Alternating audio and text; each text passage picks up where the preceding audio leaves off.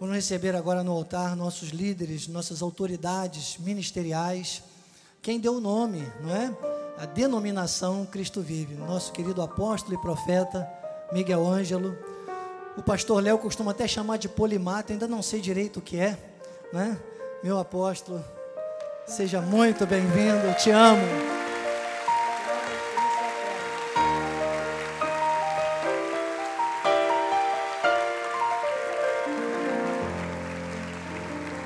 Glórias a Deus. Bom dia a todos, graça e paz da parte daquele que vive, aquele que reina, aquele que é soberano, o único, o cabeça da igreja, o Senhor Jesus. Muito obrigado pela honra de você estar aqui conosco neste dia. Por favor, podemos assentar. Eu quero agradecer a Deus por podermos mais uma vez estar reunidos, em nome do Senhor Jesus Cristo. Queria agradecer aos corais, muito obrigado pela honra. Podeis voltar aos vossos lugares. Obrigado aos músicos da igreja, meu maestro. Obrigado, meu dirigente de louvor, bispo amado. Todos que estão servindo neste dia, o engenheiro de som, bispo Desrier, está lá no Data Show. Bispo Antônio, com cuidado patrimonial. E agradecer a todos que estão servindo e colaboraram para que este dia fosse uma realidade. Chegamos ao nosso 12ª convenção das igrejas Cristo Vive. Então nós vamos agora convidar os irmãos todos que estão pelo hall social lá fora. Vamos pedir a um dos bispos, por gentileza, que vá lá fora e diga que a reunião é aqui dentro. Eu sei que a fome bate, mas agora é melhor tratar das coisas de Deus. Irmãos, chegamos a 40 anos de ministério. Estamos agradecendo durante todo este mês, porque 40 anos significa um ministério aprovado e longevo. Nosso ministério não é um laboratório de experiências. Nosso ministério é uma realidade sólida.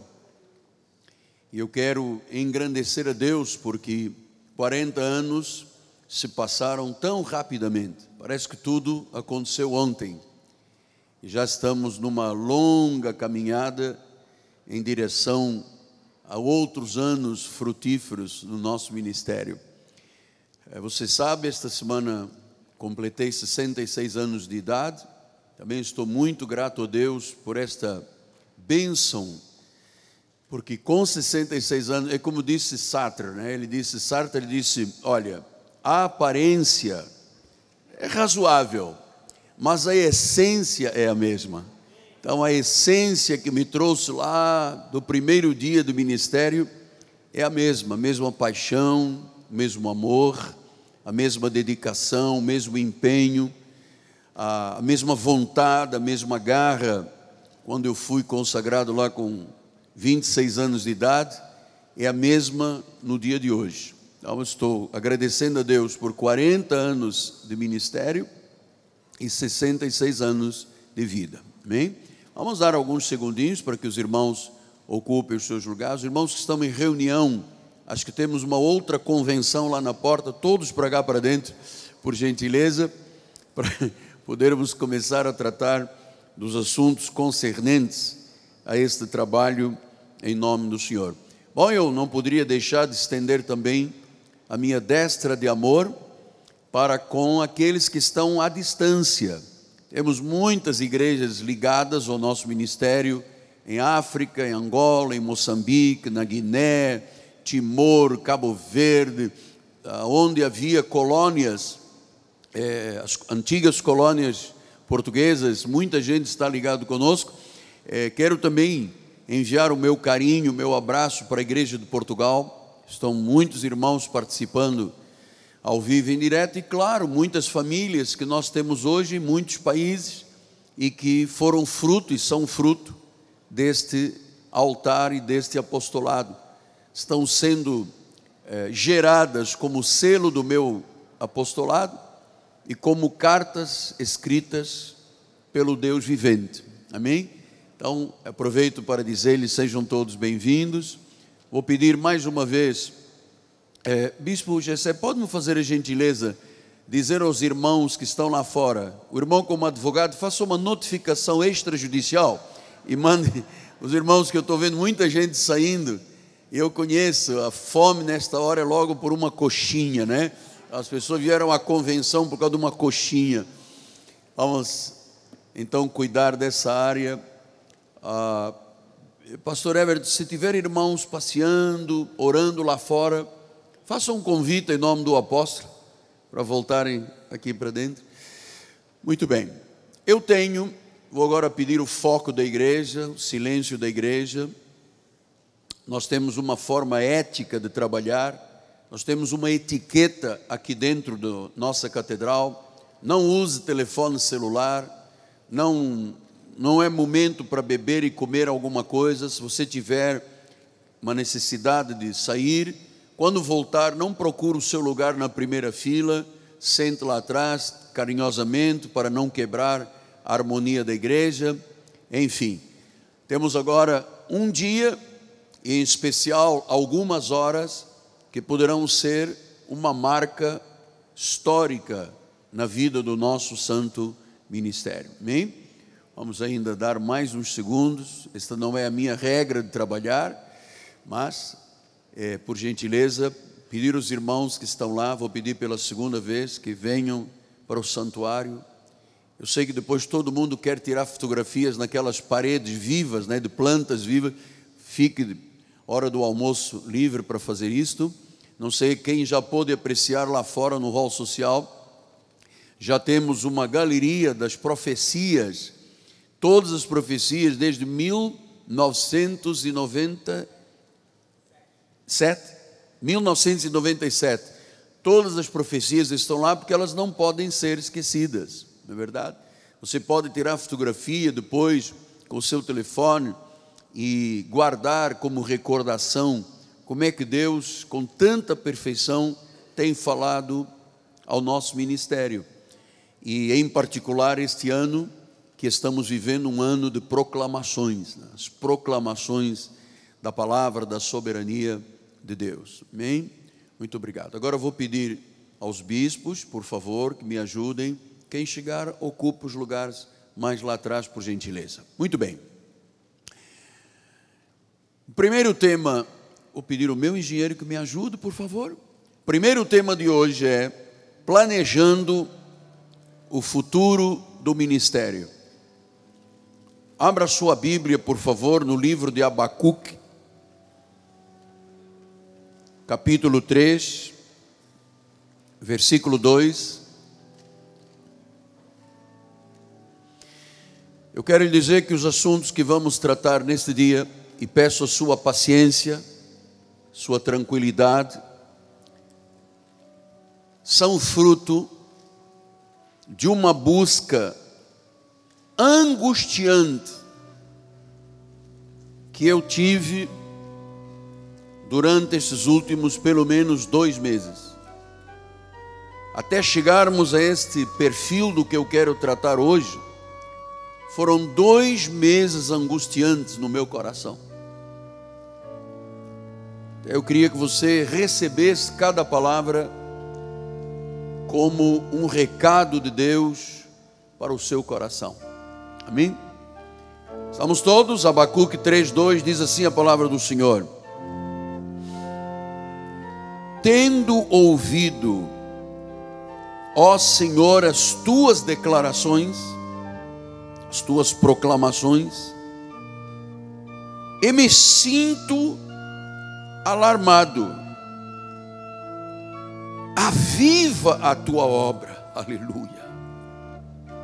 Aviva a tua obra, ó Senhor, no decorrer dos anos, e no decurso dos anos, faze-a conhecida, e na tua ira lembra-te da misericórdia.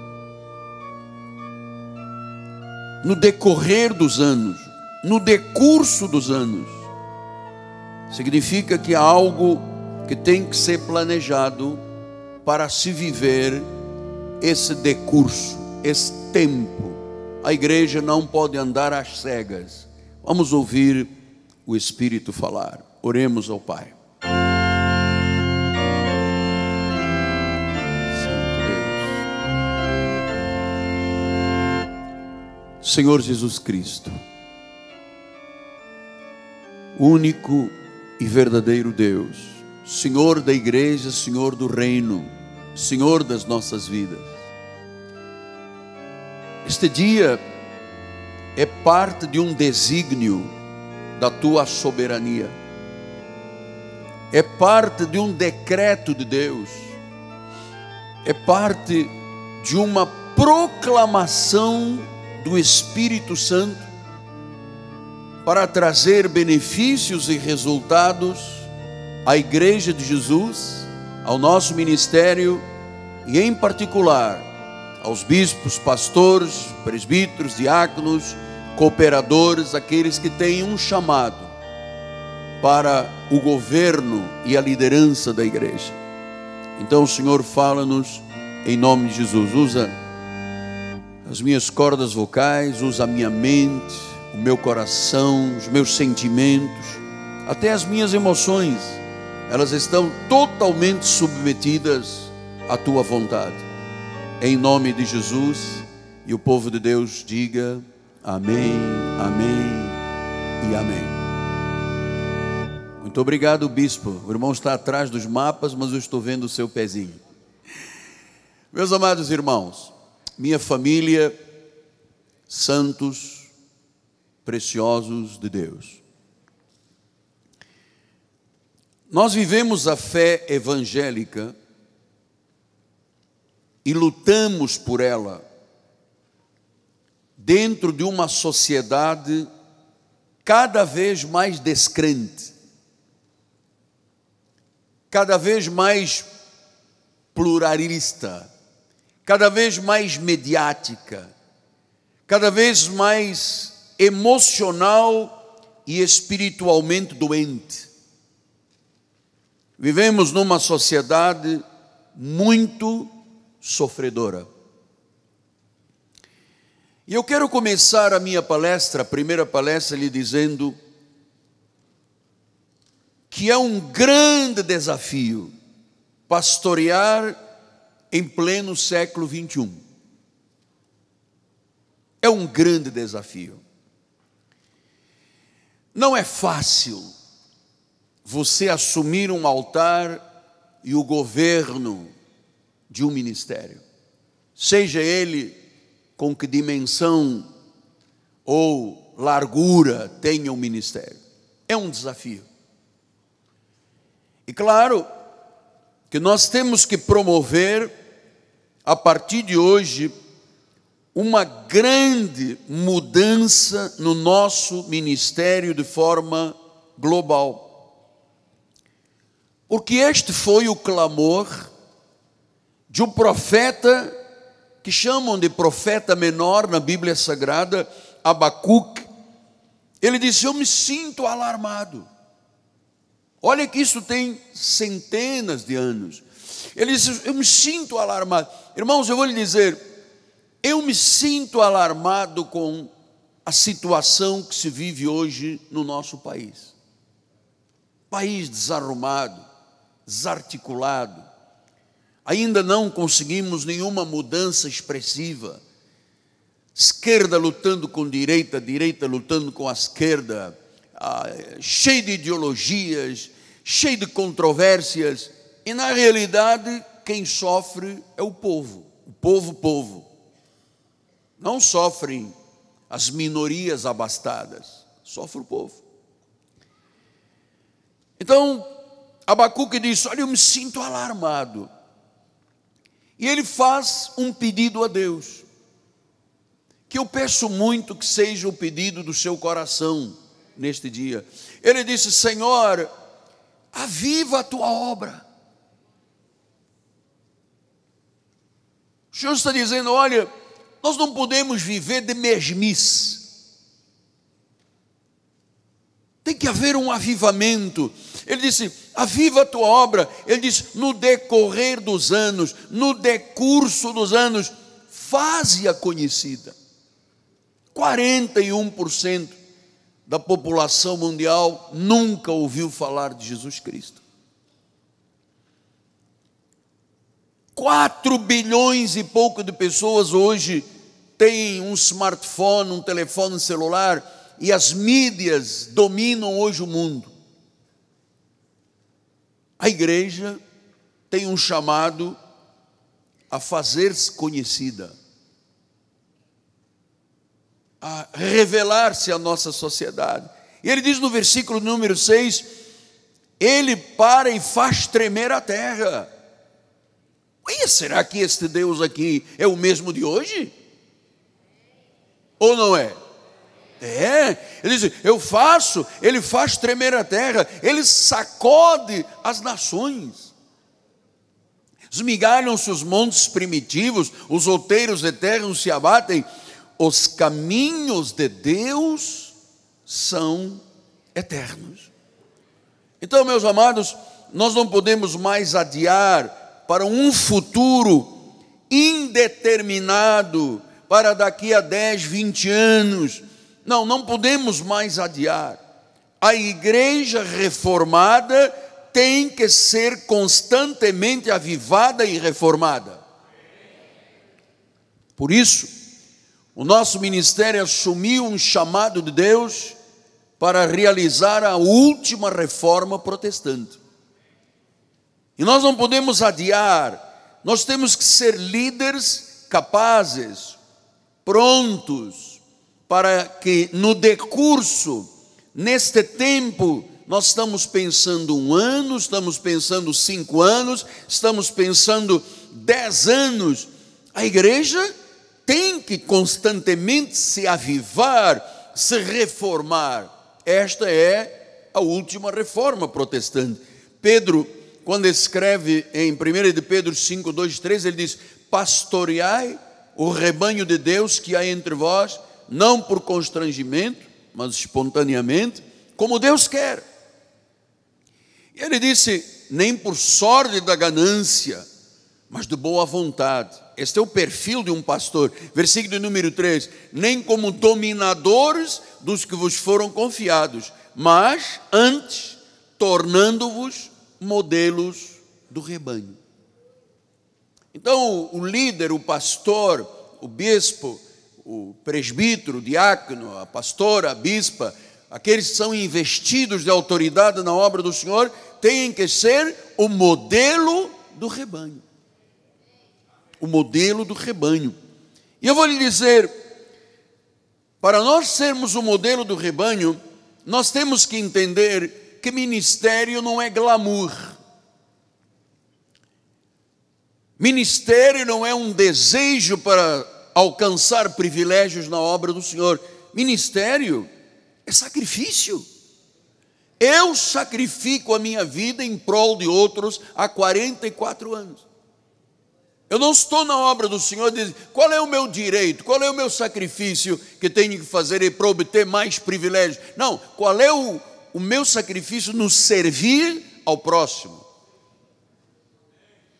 Então, Paulo disse em 2 de Coríntios 1, 24, não que tenhamos domínio sobre a vossa fé, mas porque somos cooperadores de vossa alegria, porquanto pela fé já estáis firmados. Então, o líder é um cooperador para alegrar a vida de pessoas que Deus chama de a minha amada, a minha igreja.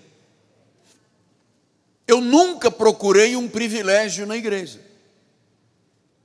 Eu nunca cheguei na porta da igreja e tirei a minha carteira de apóstolo e disse, você sabe quem eu sou? Não. Porque eu sei que a minha vida ministerial não é um glamour, é um sacrifício em favor de Deus, é servir. Não é ser servido. Disse Marcos 10, 45, pois o próprio Filho do Homem não veio para ser servido, mas para servir e dar a sua vida em resgate de muitos. Então, o nosso chamado, amados irmãos, é para servir. No meio de 208 milhões de pessoas quase, que são os habitantes do nosso país, Deus separou um grupo de pessoas que Ele mesmo predestinou, chamou, justificou e glorificou, e nos concedeu dons, talentos, habilidades, capacidade, proveu, capacitou. Para quê? Para estarmos na igreja e viver uma vida trivial ou para sermos algo especial para o reino? Eu não vim para ser servido. Jesus disse, ele veio para servir, para dar a sua vida em resgate de muitos. Então nós, por um chamado de Deus, abrimos mão da nossa vida para resgatar a vida de outras pessoas. Só isto tem razão de podermos dizer, Cristo vive em mim. É porque a nossa vida é para resgate de muitos. Então, meus irmãos, Deus só tem uma noiva. Deus só tem uma igreja nesta terra. Chama-se a igreja de Jesus, chama-se o corpo de Cristo. Claro que existem muitas placas nas portas dos templos, mas só existe uma noiva. Só existe uma igreja. E Ele tem planos certos para a igreja, que Ele disse, a minha amada. Então os bons planos inspirados por Deus nos fazem viver um bom futuro. Lembra-se que o profeta disse, no decurso dos anos, no decorrer dos anos, o que mudou na sua vida no decurso dos anos, no decorrer dos anos? Então, Jó disse em 22, 28, se você projeta alguma coisa, se você projeta, se você faz, se você põe o pé na água, se você é ousado, se você é determinado, o que você fizer vai te sair bem, e a luz vai brilhar nos teus caminhos.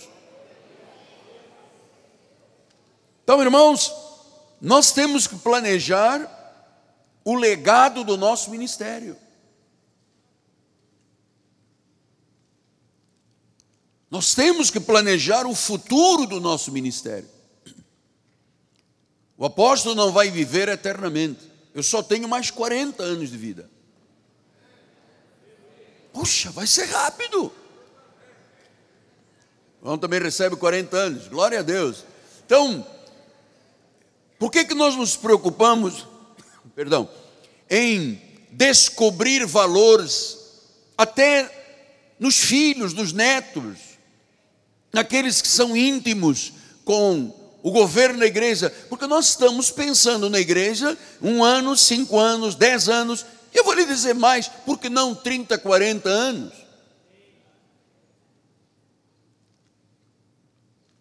Hoje, muitos ministérios que não se preocuparam com o legado do ministério, não pensaram no que Abacuque diz, no decurso dos anos, no passar dos anos.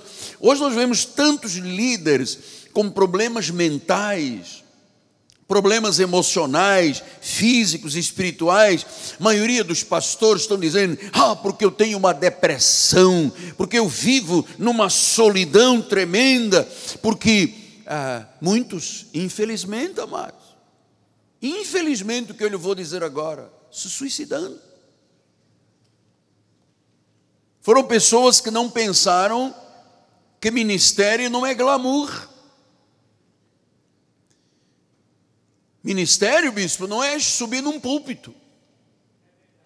Se fosse, beleza. Mas a carga emocional, você não imagina, nesses últimos 2, 3 dias, como eu e minha esposa vivemos em casa, numa pressão. Ela me dizia, Ângelo, parece que há uma pressão. Isso é uma pressão. Então o Senhor Jesus quer que cada uma das nossas igrejas, das nossas congregações, sejam do tamanho do reino, sejam um diferencial neste mundo. Ouça, amado, ouça o que eu lhe vou dizer. A tua igreja, a tua dele, não é? A igreja que Deus te colocou para pastorear, não foi criada, não foi concebida apenas para sobreviver. Ou é que o irmão está sobrevivendo?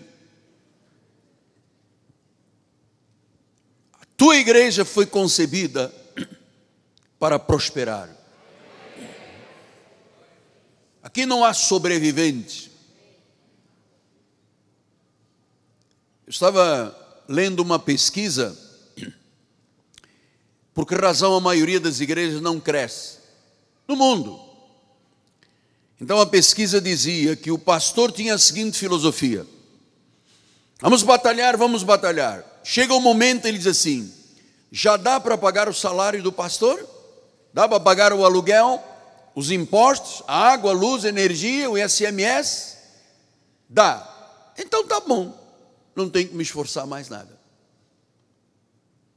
Você sabe que em Portugal, estão nos assistindo muitos irmãos, a média das igrejas grandes em Portugal é 50, 60 pessoas, porque a pessoa diz assim: tá bom, já pago o aluguel, já dá o salário, por que eu vou lutar mais? Mas a Bíblia está dizendo que no decorrer dos anos, então, amado, enquanto pensamos no que queremos para a nossa igreja, nós não podemos focar no que a igreja não é, porque às vezes eu falo com líderes e dizem assim: ah, minha igreja é pequena, ah, minha igreja é tradicional, ah, minha igreja não tem dinheiro suficiente. Amado, isso é um equívoco. A igreja é o corpo de Cristo, a igreja só existe quando é o Senhor a proclamar a sua vontade. E o Senhor não nos chamou para sermos sobreviventes. Oi, estamos sobrevivendo. Deus nos chamou para impactar a sociedade. Deus nos chamou para ter significado.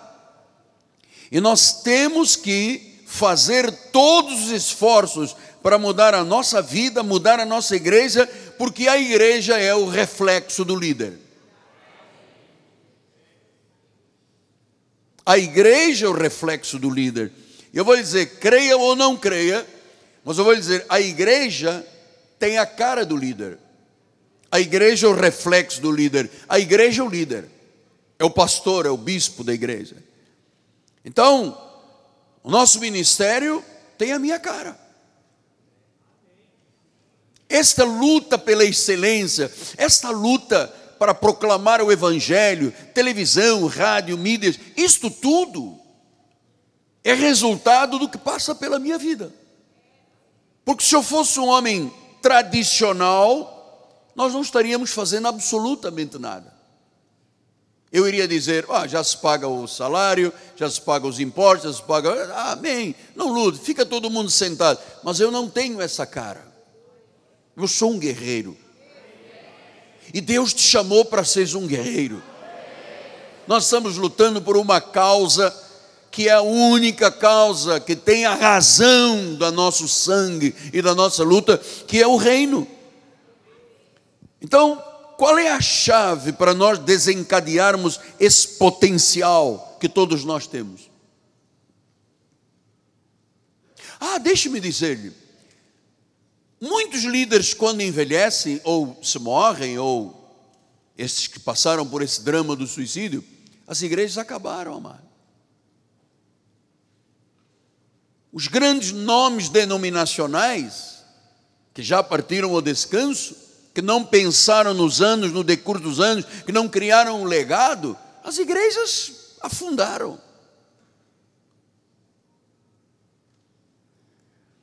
Então o que eu tenho que fazer para desencadear esse potencial? Deus não chama um indivíduo qualquer. Deus não chamou Paulinho, Deus chamou Paulo. Deus não chamou Pedrito, Deus chamou Pedro. Deus não chamou Luquinha, Deus chamou Lucas. Então, Deus diz em 2 de Pedro 3,18, diz que nós não somos pequenas coisinhas nesta engrenagem, nós somos do Senhor, nós temos um ministério, nós temos um chamado santo. E ele disse que a única forma de eu desencadear um potencial na minha vida é este: antes de qualquer coisa, crescer na graça e no conhecimento do nosso Senhor e Salvador Jesus Cristo, a Ele a glória. Então, se você quer desencadear um potencial, você tem que crescer na graça. Você tem que cuidar de viver e conhecer todas as doutrinas da graça de Deus. Não fique agarrado à internet vendo o que o BNI está dizendo. O BNI não serve para a tua vida. Não serve para a tua vida. Ele não é modelo para nós.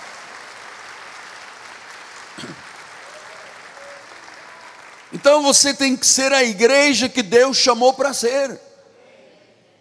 E este é o foco que mudará o futuro da tua igreja. É o crescimento na graça. Amados, nós temos teses defendidas nesse ministério. Nós temos folhetos de 185 teses. Nenhum ministério no mundo da reforma defende teses como nós defendemos. Quem é o ministério que sabe falar das duas sementes? Quem é o ministério que sabe falar dos 4 mundos? Quem é o ministério que conhece eleição, predestinação com a densidade e a substância que nós conhecemos? Ninguém. Isso não é glória humana, foi Deus que quis assim. Foi Deus que determinou assim.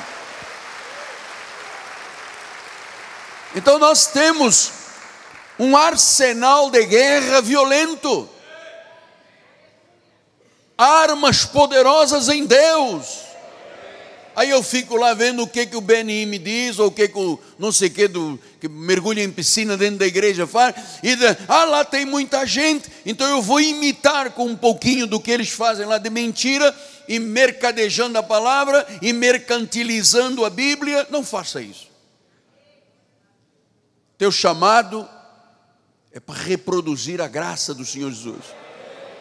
Então nós temos que planejar o futuro, o crescimento da igreja, o legado. E eu vou lhe dizer, isto é como preparar uma grande viagem. Eu não sei quantos irmãos já fizeram uma grande viagem. Eu já fiz algumas grandes viagens. E claro que para fazer uma viagem, em primeiro lugar, você precisa de saber onde você está. A tua igreja é única. Nós somos uma única igreja. Você é um ramo desta videira. E você tem que saber onde você está neste momento. Em segundo lugar, você precisa de saber para onde você vai. Isso se chama ter uma visão, saber o destino, saber mover-se pela fé. Em terceiro lugar, você precisa de saber como sair de onde você está presentemente para o futuro, para o teu destino nesta terra. O que fazer para cumprir esta visão? O que é ter uma visão definida? O que é ter uma estratégia ministerial?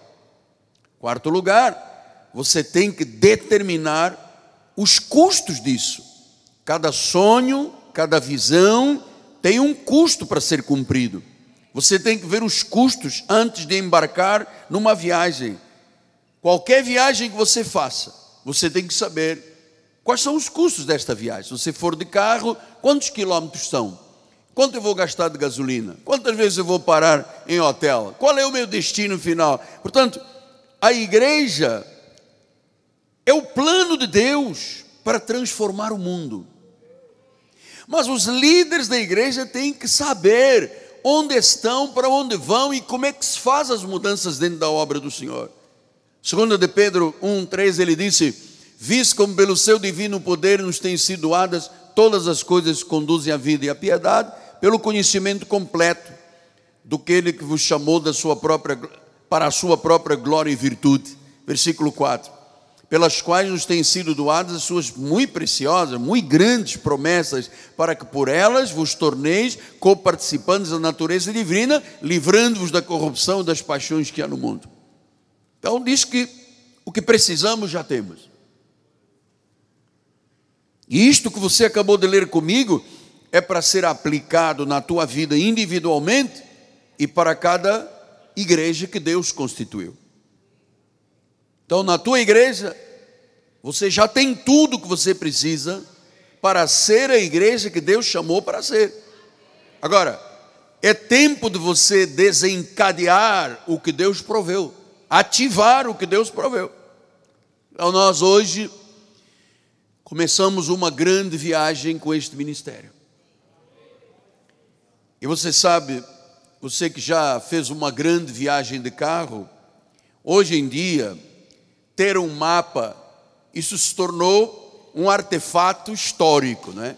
Hoje nós temos o smartphone, o GPS, o Waze, as fontes de orientação. Hoje é tudo digital.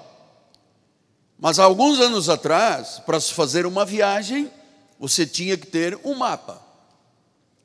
Então, vamos pensar, nós temos aqui o Sul-América, os países à volta, o nosso Brasil, que tem Deus acima de tudo e de todos. Então, nós temos aqui os estados, as regiões.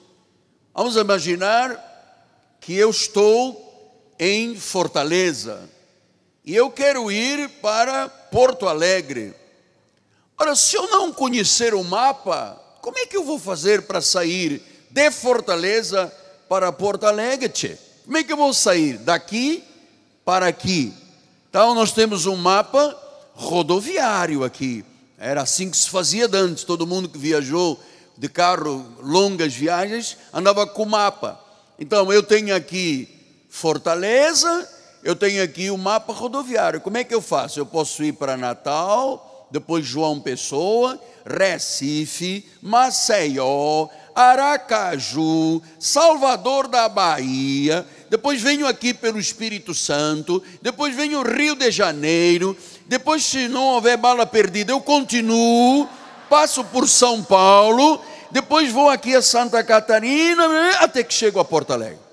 Agora imagine você, que você não tem este mapa, não conhece a estrutura do Brasil, as regiões, e não tem, você sai de Fortaleza aqui em cima, no Ceará. Aí você diz, eu quero ir para Porto Alegre. Então você vai e pega essa estrada que leva ao Maranhão, depois sobe aqui um pouquinho, vai para a ilha de Marajó, toma banho lá com os búfalos, sobe para o Amapá, vai para o Amazonas, mas você não queria ir para aqui? Ué, se você quer sair daqui para aqui, qual é o percurso que você usa? Qual é a estrada que você usa? Porque se eu for para aqui, eu aqui gasto 4 dias de viagem. Se eu me enganar ou não tiver um mapa e for para cá, para o Amapá, bato no Suriname, na Guiana, e depois deixo, ando aqui perdido. Eu não sei, eu já gastei 3 semanas e ainda não consegui chegar a Santa Catarina.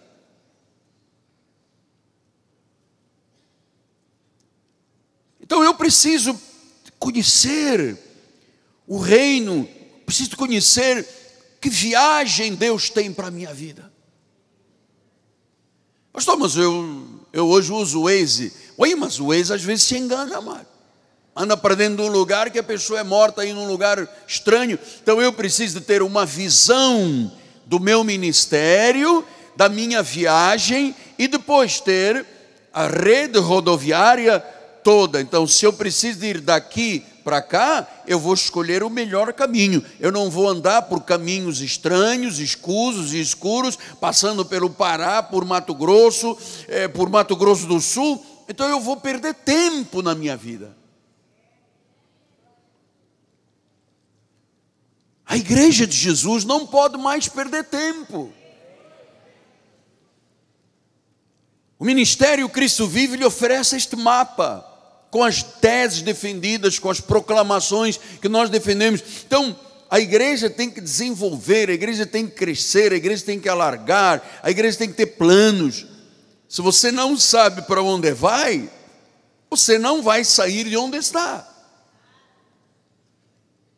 Eu vou fazer uma viagem, eu estou aqui no Rio de Janeiro, quero fazer uma viagem para Curitiba. Rio de Janeiro, eu vou a São Paulo, vou a Curitiba. Vamos ver o que a malha viária diz aqui. Então aqui temos Rio de Janeiro, a BR-140, passo por São Paulo, Curitiba. Mas há pessoas que estão saindo do Rio de Janeiro para irem para Curitiba, estão indo a Belo Horizonte, Salvador da Bahia, Juazeiro, Teresina, São Luís, Belém, ficam lá uns dias com o juiz Roberto, depois vão para Santarém, Itaúba, Caxambó, Humaitá, Porto Velho, Rio Branco, e já estão na Colômbia, meu amado. E o negócio é aqui embaixo. Então eu não estou fazendo apenas uma analogia ou uma ilustração. Você é o líder, você tem que saber onde você está e onde estará em 1 ano, em 5 anos e em 10 anos. Você é o líder, você tem o poder da escolha.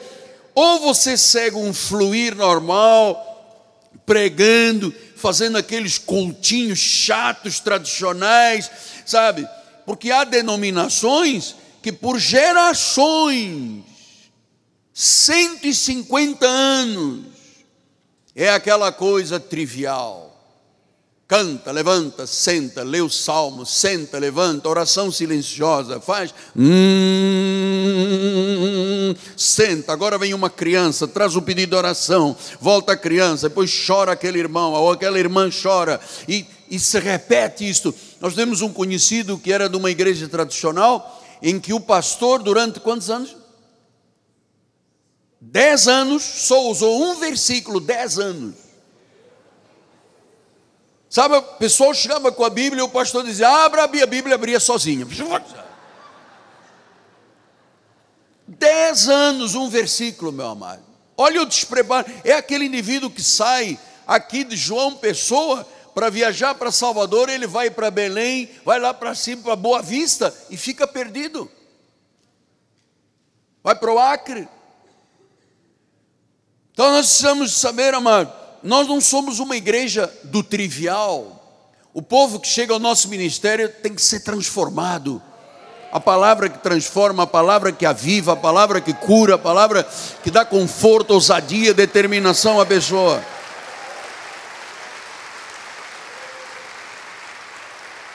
Então, nada será desencadeado sem que você saiba o potencial que você tem. Mas eu vou lhe dizer uma coisa, eu às vezes me surpreendo com o potencial que algumas pessoas têm e não usam esse potencial para nada. Potencial. Amados, ouçam, sua igreja é um plano de Deus. Você tem que desenvolver estratégias, ter planos, aumentar, ter sucesso, êxito. Cada igreja precisa de um plano para gerar um legado. Olha, eu vou lhe dizer uma coisa, alguns dos nossos ministérios, se o líder partir e descansar no Senhor, a igreja acaba. Porque vão dizer assim, mas ninguém tem o potencial daquele nosso pastor. Então, o pastor tem que gerar potenciais dentro da igreja. Então, cada igreja precisa de um plano. 1 ano, 5 anos, 10 anos. Você tem que ter um plano para manter a igreja unida. Você não pode viver de improvisos. Improviso gera desunião. O que o pastor vai pregar domingo? Ninguém sabe. É um segredo de Deus. Não, aqui se anuncia uma semana. Na segunda-feira tem, terça-feira tem escola os temas, quarta-feira o tema, domingo, sábado o tema, domingo de manhã, domingo. Nós não temos improvisos. Isso gera desunião na igreja. Porque são os planos da igreja que movem a igreja e a tornam unida. Segundo, você tem que ter um plano que gere esperança. Porque nas viagens longas, veja, o meu ministério já chega a 40 anos. Eu nunca me cansei. Eu nunca desanimei. Porque eu tenho um plano de gerar esperança na minha vida. Você tem que ter um plano que mostre depois, mais tarde, onde você chegou. E você vai se surpreender, amado.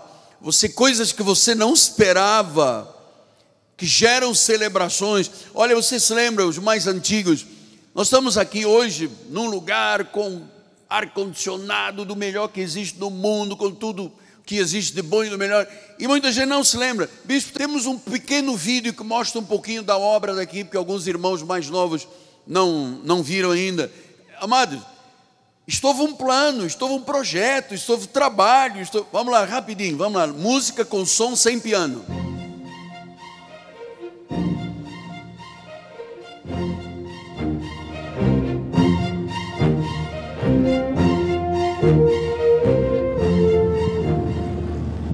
Em 1990, nosso terreno sendo preparado.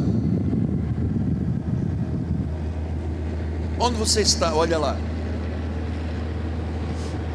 10.000 metros sagrados, mais rochas por todo lado, olha. Explosão de rochas por todo lado, corta, martelete. Olha, você não imagina o drama que foi para se construir isto aqui. Um pouquinho mais de som. Tratores, geradores. Não tem mais som, não é? Motoniveladora. Explosões de rochas. Dinamite, olha lá. Olha, para se poder avançar, porque isto era uma rocha que vinha até o meio da igreja. Tratores. Tiramos 990 caminhões de pedra.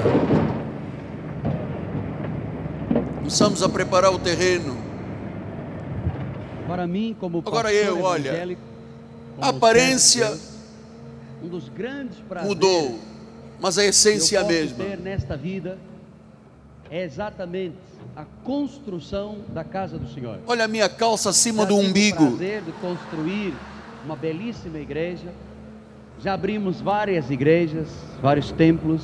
Mas Aquele esta aqui pequenininho será está ali atrás, é o meu filho Miguel, olha. o penúltimo passo, porque daqui nós teremos um passo ainda muito maior para a glória de Deus. Olha o meu Mas sapato eu marrom quero que e você branco. veja aquilo que nos custou imenso, porque foram milhares, centenas de metros cúbicos de rocha que tiveram que ser explodidos. Veja você que aqui exatamente, né, a nível dessa rocha irá passar um corredor onde depois na parte de cima teremos salas de escola bíblica dominical. Então aqui foram explodidos centenas de metros cúbicos de rocha, conforme você está podendo ver, que depois levará o muro de arrimo e que será então Bispo, o avança agora sustentáculo para chegar dessa já grande quase ao parede que Isso vai ser levantada. longo. Pega a Ali mãozinha, você pode arrasta ter lá. mais uma ideia. Olha ali, eu estou apontando, é o de Deus. púlpito, é o que nós estamos Eu tenho agora. a certeza Pode avançar, absoluta, pode avançar, bispo. mas Mais, agora mais. este privilégio Eu abençoando de vermos esta os ferros casa. da obra, vai adiante, fundações. É preciso Isto aqui é a quando eu era motivação árabe. de um povo, o envolvimento de um Pode povo. avançar um pouquinho mais. Até porque... Mais. Começamos a estrutura da igreja, olha lá. Olha, vamos continuar. Aqui era tudo rocha, você se lembra? Era tudo rocha. Pode avançar um pouquinho mais, bispo. Um pouquinho mais. Estrutura metálica, avança com o dedinho para a direita. Olha aí os gigantes guindastes aqui dentro. Pode avançar mais um pouco. Aquele era o bispo Mussal, ainda tinha cabelo. Olha lá. Impuro. O que eu estou lhe mostrando é assim: fizemos um plano. Fizemos, e agora, cultos aqui no início, quando a igreja ainda estava no osso, o telhado pronto. Avança um pouquinho, avança aí. Vai. Olha, já cultos maiores em 93.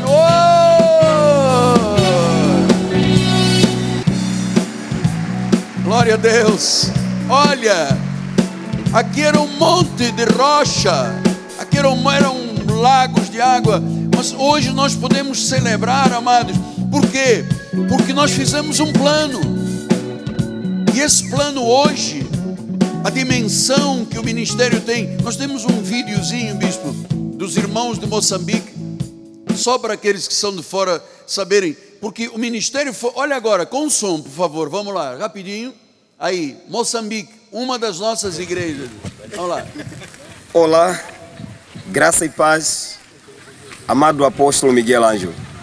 O meu nome sou pastor Mateus Nhagumbo João, da Igreja Evangélica Cristo Vive, no distrito de Gorongosa, em representação do povo da graça de Deus, da Igreja Evangélica Cristo Vive cá em Gorongosa. Queremos felicitar o nosso apóstolo pelos 40 anos de ministério. Eu sei que foi um percurso muito intenso com a palavra de Deus. O apóstolo sempre foi firme. O apóstolo sempre foi um homem que não desistiu daquilo que é a visão de Deus para a sua vida. Então queremos agradecer ao Senhor por essa instrumentalidade do apóstolo Miguel Ângelo. Por isso, no nome do Senhor Jesus Cristo, queremos saudar o nosso apóstolo. Graça e paz, apóstolo Miguel Ângelo. Feliz aniversário pelos 40 anos de ministério. Graças a Deus. Então, hoje nós estamos celebrando estas coisas, fruto de um projeto, fruto de um plano, fruto de sabermos que no decurso dos anos nós não poderíamos ser apenas um ministério trivial. Então, nós precisamos fazer isto. E olha, irmão, ouça, ter sucesso no ministério não é ofensa, é bênção de Deus. Agora estamos celebrando tantas vitórias, mas por quê? Porque nós sempre tivemos um mapa. O apóstolo da igreja sempre soube que para ir do Ceará, Fortaleza, para o Rio Grande do Sul, Porto Alegre, para visitar a bispa Jane, eu não posso ir a Belém conhecer o bispo Roberto, e depois ir no Acre para a família, nossos pastores lá, e depois ir na Amazônia para... Eu tenho que ir procurar o caminho melhor, o caminho melhor. Então, o ponto principal é onde nós estamos.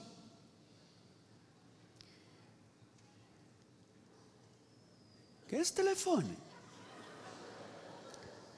Olha agora, para cá. Onde nós estamos? Olha, o Macedo, você sabe o que ele faz, ele quebra os telefones na igreja. Eu não, eu sou um indivíduo ético, eu não ia quebrar telefone, mas peço para desligar, não é? Onde nós estamos? Agora deixe-me dizer-lhe, meu amado, alguns pastores estão totalmente perdidos no tempo e no espaço. É muito frustrante você não saber para onde vai. Olha, eu sei que eu estou aqui em Fortaleza, mas para onde eu vou? Quero fazer uma viagem. Qual é o meu destino? Qual é o percurso? Qual é o custo? Eu tenho que pensar nisto. Nós não podemos seguir outros ministérios e outros modelos. Nós temos um modelo, nós temos um estilo.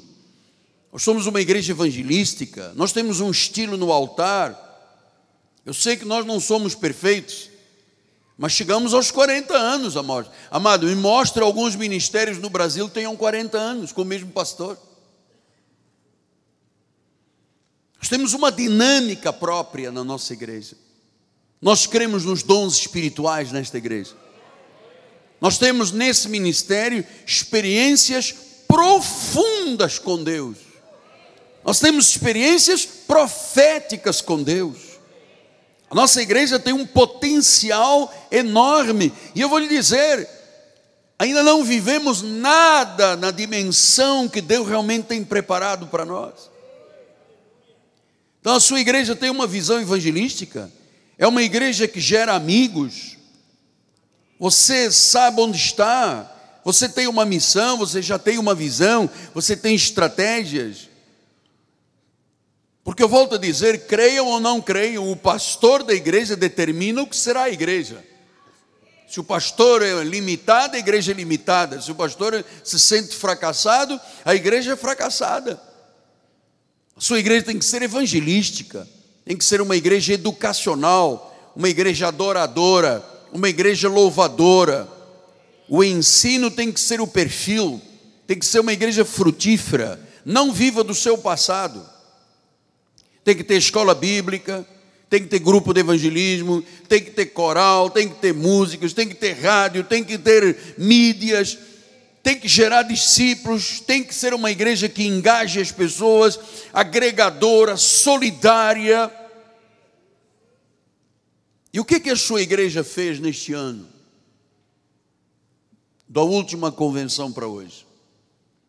Nós depois, na hora das dinâmicas, vamos chamar alguns bispos para falarem o que fizeram durante o ano. Houve eventos que marcaram a igreja, congresso, convenções, jovens, senhoras, culto de Natal, Páscoa, cantata. Onde você está hoje? Esse é o primeiro ponto que nós temos que observar. Onde nós estamos hoje? Nós não estamos aqui por um acaso, amado. Não acreditem em acasos na obra de Deus. A igreja será o que o pastor da igreja é. e determina. Pastor, eu notei que do ano passado o senhor mudou o forro todo da igreja, do teto, o senhor pintou as colunas, o senhor colocou um telão, agora tem umas paredes vivas lá atrás bonitas, vocês reformaram tanta coisa. Você não imagina o que nós fizemos aqui neste ano. Se eu chamasse aqui o bispo Antônio Carlos e o administrador, você iria se surpreender. Mudamos toda a rede elétrica da igreja, mudamos a sonorização da igreja. A rede elétrica nos custou quase 400 mil reais. Mudamos tudo que era antigo aqui. Tudo. Fizemos uma obra tremenda, 1000 coisas que foram feitas materialmente. E as coisas ministeriais, fizemos tudo o que você imagina. Nós sabemos onde estamos. Por isso, eu posso dizer, bom, então nós estamos aqui em Fortaleza. Para onde nós vamos? Nós sabemos, e isto eu quero explicar a você. Para onde estamos indo? Pastor, o senhor não pode ser um homem perdido sem saber o que vai acontecer na minha igreja domingo. Olha, não sei, Deus proverá, apóstolo. Sempre com sono, pastor com sono. Não, amado, a dinâmica deste ministério é muito grande. Muito grande. Muito grande. As nossas dinâmicas aqui não param, dia e noite. Eu vou lhe falar já das mídias outra vez. Então, para onde nós estamos indo? Eu preciso ter uma visão do futuro. É uma viagem. Para onde eu estou indo? Não posso entrar por caminhos errados. Mas se eventualmente entrar por um caminho errado, eu tenho que sair dele. O Waze diz às vezes, porque para ir para a Rua Maricá, entra no Fubá. E a pessoa não tem que entrar no Fubá, tem que ir para a Rua Maricá. O mapa é seguro. Eu sei que se eu quiser vir de Fortaleza para São Paulo, eu vou pegar o mapa rodoviário. Olha aqui as estradas todas principais. Eu não vou por uma vicinal, eu vou por uma principal. Está aqui. Eu vou poupar o meu tempo, vou poupar o meu dinheiro, vou poupar gasolina, vou poupar hotel, até chegar a São Paulo. Então, para onde nós estamos indo? Você precisa ter visão. Tem que pedir a Deus, Senhor, dá-me uma visão. Porque Provérbios 29, 18 diz, não havendo profecia, não havendo visão, o povo se corrompe. A igreja perece. Então, onde há visão, apóstolo, o povo o que faz? Prospera. Há um centro de pesquisas mundial chamado George Barnes, todo mundo, os líderes todos são sócios e associados a ele. Eles têm uma pesquisa muito interessante, eu peço que olhe para o altar outra vez. Somente 2% dos líderes sabem descrever qual é a visão para a sua igreja. 2%. Daqui a pouco, nas dinâmicas, eu vou chamar alguns líderes para descreverem que fizeram, porque isso vai me enriquecer o coração, e eu vou me agarrar a eles também. Então, o que você fez? Qual é a visão que você teve? O ano passado tivemos aqui, ouvimos tanta coisa importante, isso não pode ter morrido. 2% dos líderes sabem para onde vão. 2% dos líderes têm visão, oram para que Deus dê visão. Quer dizer que em cada 100 pastores, 98 não sabem onde vão, estão indo, empurrando a vida. Então, para onde o Senhor está te levando? Você tem que saber exatamente. Pastor, mas o que é visão? Visão é o sonho que Deus dá para o líder, para a sua igreja. É aquilo que você acredita que Deus quer fazer através da sua vida e da igreja. Amado, Deus vai adiante. Ele está no comando da nossa igreja, da nossa vida. Aquilo que você crer é o que vai acontecer. Pela graça de Deus vai ser uma realidade. Então a visão descreve o destino. O que você crer vai acontecer. Lembre-se o que diz Apocalipse 21, 11. Diz que a igreja tem a glória de Deus. A igreja tem a glória de Deus. A igreja, eu sei que nós não temos a mesma história. Nós não temos as mesmas pessoas. Cada líder é um líder, mas nós temos que ter uma visão em comum. Ouça o que o Senhor está falando ao seu coração. Peça a Deus que lhe revele hoje nesta convenção uma visão para o futuro. Hoje, aqui e agora, peça: Senhor Deus, mostre-me para que eu veja como tu estás vendo. Peça que Deus lhe mostre hoje, para que você veja como Ele está vendo. Ele está vendo o amanhã que você não vê, um ano daqui a um ano, 5 anos, 10 anos. Peça: Senhor, mostra-me o que tu estás vendo para a minha vida, o que tu estás vendo para o meu futuro, o que o Senhor quer que eu faça.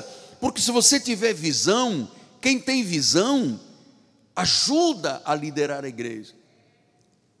Amado, eu volto a dizer, ministério não é exatamente um glamour, não é glamorizado. Ministério às vezes tem dores de parto, mas também tem prazeres especiais, tem vitórias, tem relações maravilhosas, tem pessoas que são gratas aos seus líderes, tem histórias de pessoas transformadas, mas também tem histórias muito difíceis. Pessoas que te abandonam, ou que te rejeitam, que murmuram, que falam do pastor, que ofendem o ministério, que às vezes comeram e beberam dele ricamente. Então, nós somos líderes e como tal, o líder tem uma marca. Qual é a marca de cada líder do nosso ministério? Agradar a Deus. O líder tem o que é e é o que é pela graça do Senhor. O líder tem que ter um amor incondicional pela igreja, pelas almas. Eu não espero nada de retorno. Eu sempre ganho muita coisa, porque Deus assim quer.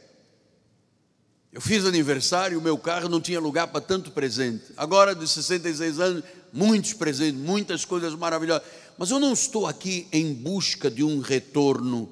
É o Senhor que faz. Eu tenho um carro maravilhoso, custou 107 mil reais, todo informatizado, que foi me dado de presente de amor. Então o líder não pode esperar nada. Deus tem tudo para ele. O líder tem que ser autêntico, o líder tem que ser verdadeiro, o líder tem que dar bons frutos, o líder tem que ser fiel ao compromisso com a palavra e com a graça de Deus. Então Paulo mostrou aqui a essência de um líder, que é ter visão. 1 Coríntios 14, 6 a 12, ele diz assim: agora, porém, irmãos, se eu for ter convosco falando em outras línguas, em que vos aproveitarei? Se não vos falar por meio de revelação, ou de ciência, ou de profecia, ou de doutrina. É assim que instrumentos inanimados, como a flauta ou a cítara, quando imitem sons, se não os derem bem distintos, como é que se reconhecerá que o que se toca na flauta não é cítara? Então Paulo está fazendo aqui: como é que eu sei que o que está tocando na flauta não é a cítara? Eu tenho que conhecer o som.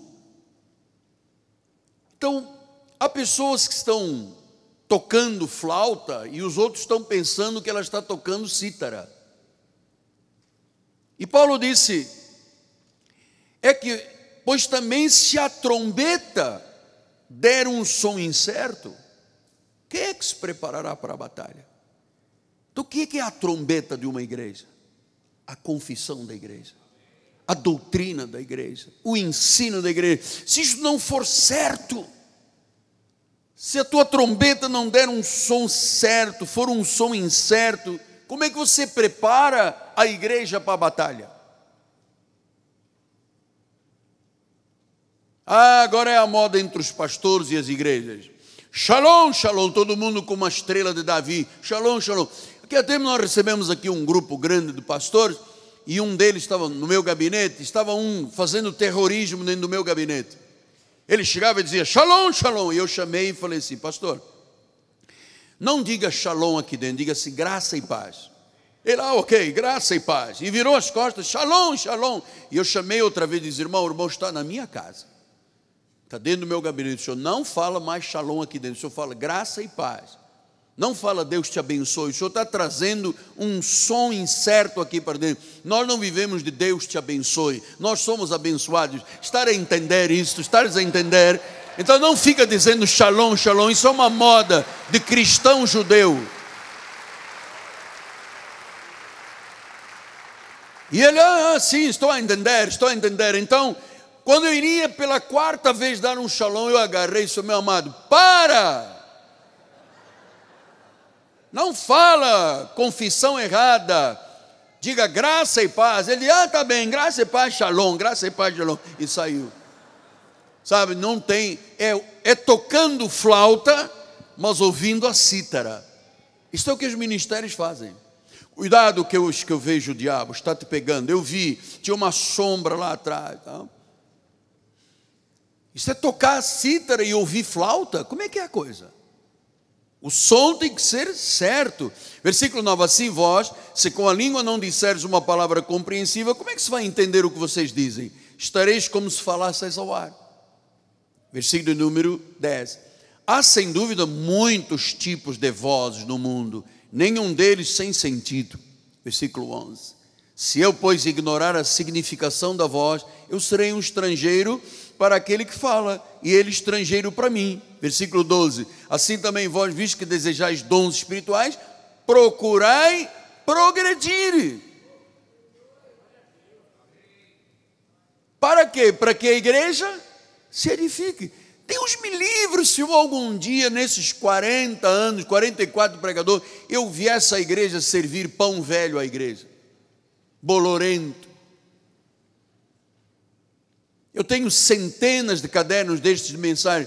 Eu nunca disse, eu estou tão vazio hoje que não tenho nada, a minha fonte secou, vou lá num caderno velho e tiro uma velha mensagem de pão velho bolorento. Irmãos, tem aqui um pão velho bolorento. A igreja não se vai lembrar o que eu preguei há 50 anos atrás, vai dizer, ai, glória a Deus. E eu estaria enganando você, estaria com um som incerto na tua vida, estaria tocando flauta e você ouviria cítara. Então, meus amados, o pastor tem que liderar com visão. Eu vou lhe dizer uma coisa, nós temos hoje bispos muito experientes. É muito importante que você, de vez em quando, ouça um conselho de um bispo que já ralou muito para chegar onde chegou. Desculpa a expressão acadêmica, porque eu ralei a minha vida toda. Então nós temos bispos muito bem preparados, bispas e tal. Eu sei que você não precisa do apóstolo para nada, até porque a tua suficiência não vem de mim. Você não depende de mim, você depende de Jesus. A tua suficiência vem de Jesus. Mas a experiência do ministério, às vezes um bom e-mail, um telefonema, podemos ajudar você a não pegar a viagem de Fortaleza para São Paulo, tendo que ir lá em cima no Macapá. E há pastores que estão indo no Macapá, que diz, não, eu para o apóstolo não falo, não vou ligar para nenhum bispo, eu me garanto no meu taco. E você está numa viagem lá em cima, já próximo da Venezuela, já vai entrar lá com Maduro, já está Maduro lá em cima, mas quando você tem que ir lá para Odória, fale da visão à igreja, compartilhe, pregue, viva, mostre à congregação aquilo que o Senhor lhe fala, aquilo que o Senhor lhe dirige, entusiasme as pessoas, mostre nos cultos, use quantos cultos tiver que usar, mas fala à igreja que você tem uma visão. Apóstolo, eu tenho uma visão. Qual é? Me aposentar. Se você falar isto 2 vezes aqui dentro da igreja, eu vou dar shalom para você, hein? Eu vou tocar cítara, você vai ouvir flauta. Porque eu esperei tanto a minha aposentadoria, tantos anos pagando teto máximo, e eu ganho R$1.600 da aposentadoria. Então, meu amado, use o seu WhatsApp, compartilhe a sua visão. Só com uma missão e estratégia a igreja se move. Tenha coragem de mudar se você estiver indo em sentido errado. Use o seu telefone celular, crie uma lista de pessoas que você se comunica. Amados, eu todo sábado, eu fazia isso todos os dias, mas vi que a maioria não abria, passei a fazer só o sábado. Todo sábado eu mando uma mensagem. Hoje é o dia tal, do ano tal, já vivemos 70 dias, agora amanhã vai acontecer isso. Eu me comunico com as pessoas. O líder tem que se comunicar com as pessoas. Marcos 16:15 disse: ide por todo mundo e pregai o evangelho a toda a criatura. Jesus nos deu uma missão: proclamar o evangelho, pregar a palavra. Então cada igreja local tem este chamado para proclamar a palavra, para pregar a palavra, para mostrar o louvor, o discipulado, o evangelismo, os ministérios, o companheirismo. Você sabe uma das coisas que eu amo? Quando há grupos de trabalho aqui na igreja, isto agrega. O coral é agregador, os músicos são agregadores, o ministério feminino é agregador Shail, o ministério da igreja é agregador, o corpo ministerial, nós somos uma igreja agregadora. Então, esteja claro que todos entendem a sua visão, especialmente o teu corpo ministerial. O pastor é o modelo da igreja. Seja objetivo, seja claro na descrição da sua visão. Todos têm que compreender quão importante é a visão que o Senhor lhe deu, para depois você celebrar. Viu ali a visão? Eu dizia lá em Piedade: nós vamos construir uma catedral, nós vamos construir uma catedral. Contratei um arquiteto, fizemos uma maquete. Eu andava com a maquete dentro do cinema para todo mundo ver, botei na porta do cinema, as pessoas iam, tocavam, e tinha gente que dizia: ele não vai fazer isso. É muito caro, é muito dispendioso. E eu sempre dizia: Senhor, mostra-me como tu estás vendo, porque o que eu fui inflamado por gente, é melhor ficarmos no cinema. Eu dizia: mas o cinema é quente. Ah, mas o inferno é pior. Mas no cinema roubam carro. Ah, mas o mundo todo rouba. É porque Deus se quer do Lava Jato. Ah, mas eu ouvi tudo para não construir esta igreja, este templo. Mas você vê que eu fui determinado. Eu vou comprar um terreno, era o único terreno, 10 mil metros tinha aqui, os 10 mil metros mais sagrados da Zona Norte são eles. Eu meti o pé aqui, não tínhamos dinheiro, não tínhamos recursos, mas Deus tinha tudo isso, eu é que não via, mas Deus tinha. Você viu quando nós começamos a construir tratores, você não imagina a guerra que nós tivemos com o dono destes tratores aqui. Veio o plano Collor, bloqueou o dinheiro, mas um desespero, era telefonema, eu ficava no cinema, tocava toda hora, cobrando gente, e eu dizia: Deus, eu paro a obra ou não paro a obra? Ele disse: se parares, Miguel Ângelo, eu vou te dar um shalom. E você sabe como é que as coisas aconteceram. Uma senhora estava lá em Jerusalém, no Monte das Oliveiras, uma católica orando ao Senhor, apareceu um rosto sorrindo e uma voz disse a ela: ajuda este homem. Ela chegou ao Rio de Janeiro com 80 e poucos anos, tirou a cobertura da televisão, uma toalha branca, ligou a televisão, era eu que estava lá, e Deus disse: ajuda este homem. Ela me chamou, disse: venha na minha casa. Fui na casa desta senhora de noite. Ela disse: o que o senhor precisa? E eu andava sempre com uma lista grande de materiais de obra. E naquele dia ela me entregou correspondente em dólar hoje, me deu na moeda, nem sei qual era no passado, mas ela me deu $350 mil numa noite, na sala de jantar dela. Mano. Depois veio um advogado que me chamava de falso profeta. Um dia ele veio comigo aqui na obra: o que o senhor precisa para mudarmos para cá? Ele precisa de... Eu andava sempre com uma lista de material, porque eu não via com os meus olhos, mas Deus via lá na frente. E eu me recordo, na época eram quase $100 mil também de material para podermos mudar para cá. Ele olhou para a esposa com a voz grossa e disse: passa o cheque para ele.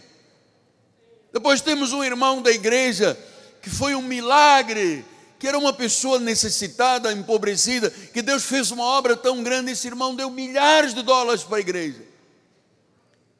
Quer dizer que se eu não tivesse um projeto, se eu não soubesse qual era a viagem, se é de Fortaleza para São Paulo, eu não tenho que ir ao Oiapoque se eu quero vir para o Chuí, meu amado. Deus vê, peça que Deus te mostre o que Ele está vendo para amanhã, para depois, amado. Chama-se revelação. Eu não estou lhe falando aqui, há 8 anos, nós vamos ter 6 antenas que levarão a palavra de Deus em várias línguas ao mundo 24 horas. Compramos a primeira, instalamos lá, está lá. Até agora não apareceu. Mas na mente de Deus, amado, isso já está funcionando. E eu tenho mostrado a visão. Vamos ter 6. Agora já vamos começar a transmitir em inglês e em espanhol, traduzindo as minhas mensagens da bispa. Enfim, amado, peça a Deus: Senhor, mostra-me o que tu estás vendo que eu não consigo ver.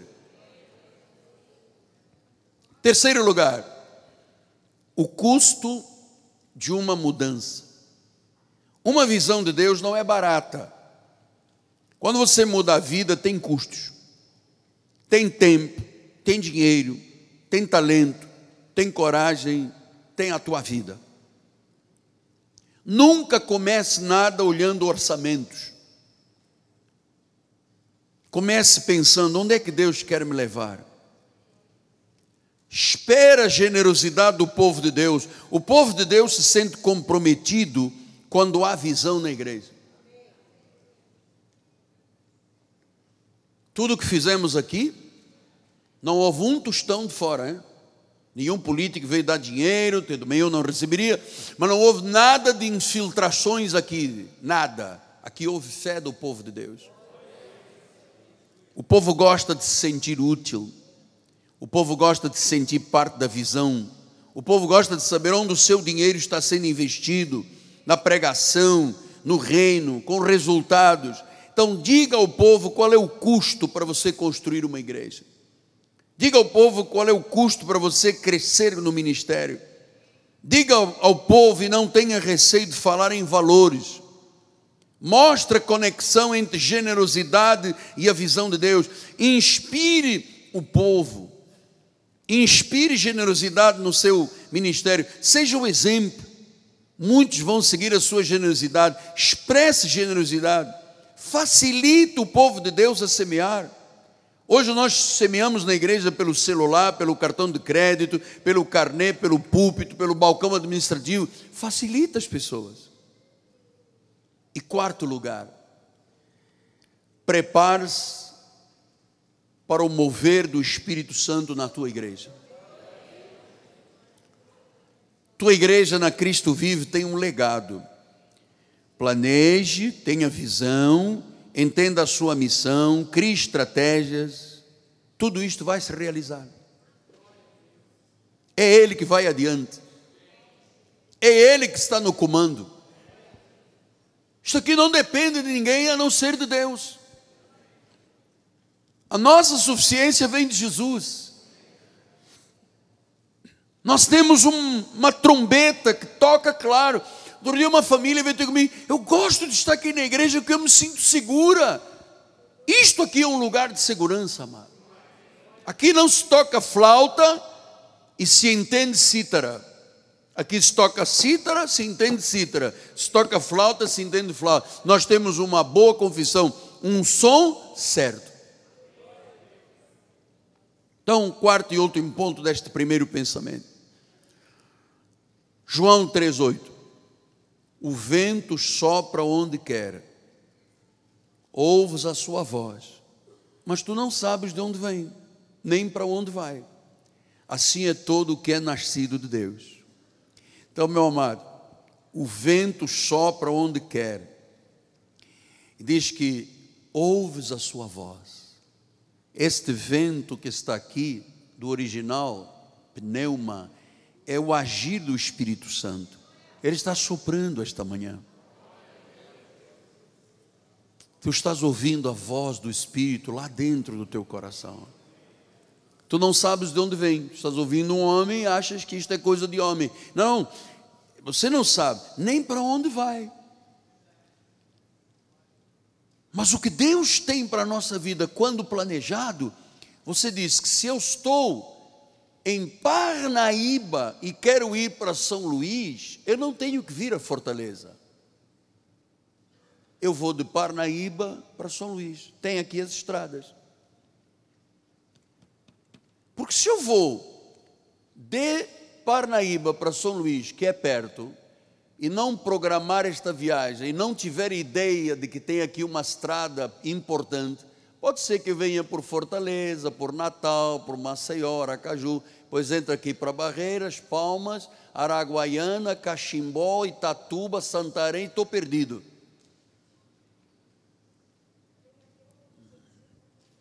Exato, a bispo está dizendo, tem um objetivo, mas não sabe como chegar. Então, ouça, amado, prepare-se para o soprar do Espírito Santo. Erga as velas do teu barco. O vento vai soprar. Vai chegar, amado. A obra de Cristo está sendo avivada com a proclamação da soberania de Deus. E o vento está soprando, aleluia. Tu estás ouvindo a sua voz, mesmo que não saibas como é que vem, para onde vai. Mas o que é nascido do Espírito ouve esta voz e segue esta voz. Sopra Deus neste lugar. Sopra Deus neste lugar. Em nome de Jesus. Em nome de Jesus.